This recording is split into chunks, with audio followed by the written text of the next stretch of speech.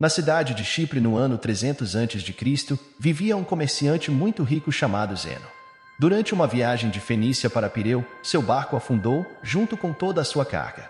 Devido a esse único evento, um evento totalmente fora do controle de Zeno ou de qualquer pessoa, esse homem muito rico tornou-se pobre instantaneamente.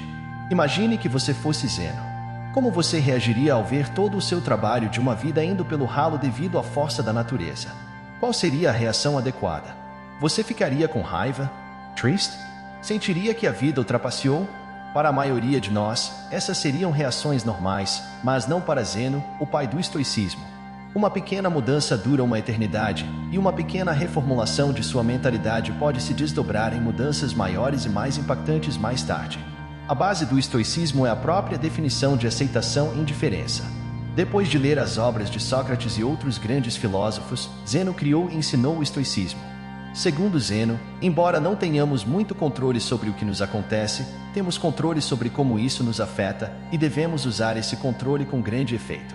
Em vez de chorar pelo leite derramado, ou neste caso, pelos bens afundados, Zeno focou em manter a compostura sobre a situação, permanecendo calmo e neutro, apesar de sua situação.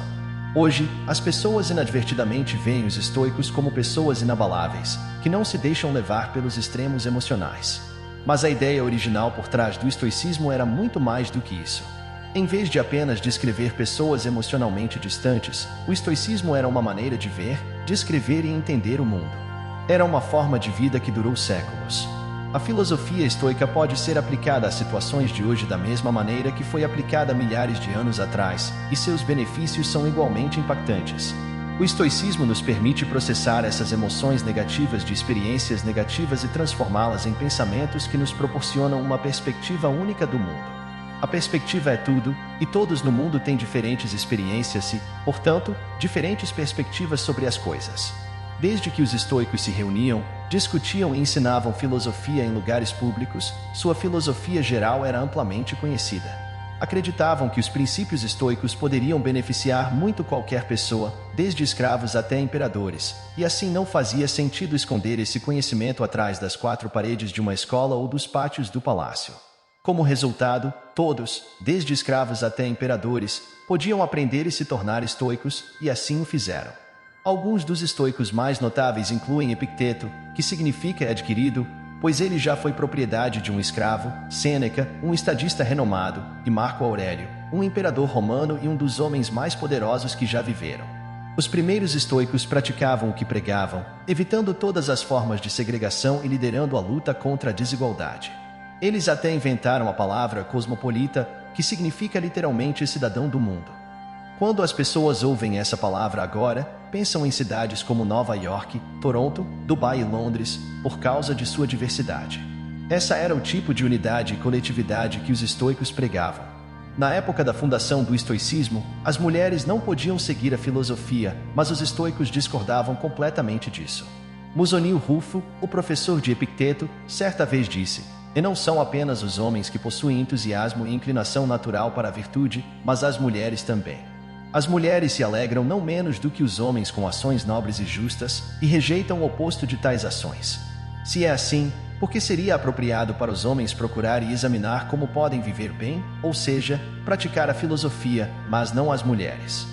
Mesmo em um momento em que não era popular, as mulheres eram livres para aprender sobre o estoicismo e se tornarem estoicas.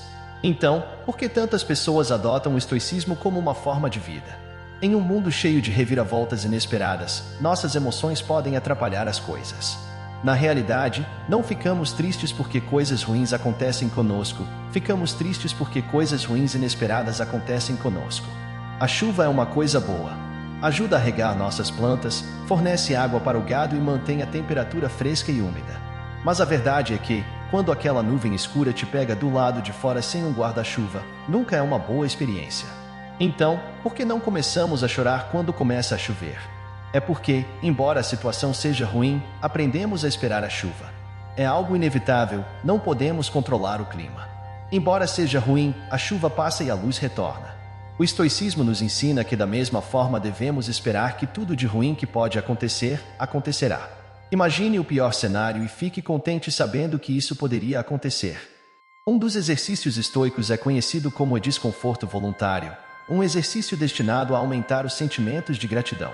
Durma no chão da sua cozinha, tome banhos frios quando normalmente toma banhos quentes, coma apenas batatas por alguns dias, coisas assim. Esse exercício ajuda a entender que, por mais difícil que seja, você ainda sobreviverá e, potencialmente, prosperará se sua mentalidade estiver certa. Ao suportar essas situações desconfortáveis, preparamos indiretamente nossa mente para futuras adversidades. No estado atual do mundo, onde anúncios são constantemente empurrados goela abaixo, somos levados a acreditar que, se não tivermos a próxima melhor coisa, parecer de certa maneira ou ganhar uma certa quantia de dinheiro, nunca seremos felizes. Esta mensagem é importante agora mais do que nunca. Entramos no mundo sem saber muito de nada. Crescemos aprendendo coisas em casa, na escola e observando o mundo por nós mesmos. Muitas vezes, essas três fontes de conhecimento nos ensinam de maneiras diferentes. A questão é, precisamos internalizar todo esse conhecimento? Se o fizermos, podemos estar estabelecendo expectativas irreais para nossas vidas, o que nos deixará eventualmente desapontados e insatisfeitos no final. Essa não é uma maneira de viver. Em vez disso, devemos nos concentrar em melhorar a nós mesmos, por nós mesmos. Devemos fazer coisas por nós mesmos e apenas por essa razão. Anexar qualquer esperança externa ou apego secundário às ações que tomamos quase sempre leva à decepção. Na maioria das vezes, acabamos tentando preencher esse vazio com coisas externas. Gastar todo o seu dinheiro em um carro luxuoso, uma casa ou até começar uma família. Às vezes, fazemos todas essas coisas pelo valor externo delas, e não pelo valor interno. Mas o estoicismo ensina que, se abordarmos a vida dessa maneira, colocamos nossa felicidade nas mãos de forças externas, forças que podem sempre falhar. Carros quase sempre quebram, desastres naturais destroem cidades inteiras e as taxas de divórcio aumentam ano após ano. Mas mesmo as coisas gratuitas na vida têm um custo. O custo do espaço, tanto físico quanto mental. Como Sêneca escreveu, e aprender a viver com menos criará espaço em sua vida para as coisas que realmente importam para você. Em vez disso, devemos colocar nossa felicidade em nosso valor intrínseco como humanos e em nada que temos ou podemos adquirir fisicamente. Devemos escolher fazer o nosso melhor para manter a cabeça fria, independentemente do que a vida nos reserva. Porque, independentemente do que queremos, no final do dia, não temos controle sobre a maioria das coisas que nos acontecem, mas temos todo o controle sobre como reagimos a essas coisas. Essa é a dicotomia do controle, o princípio mais importante na filosofia estoica.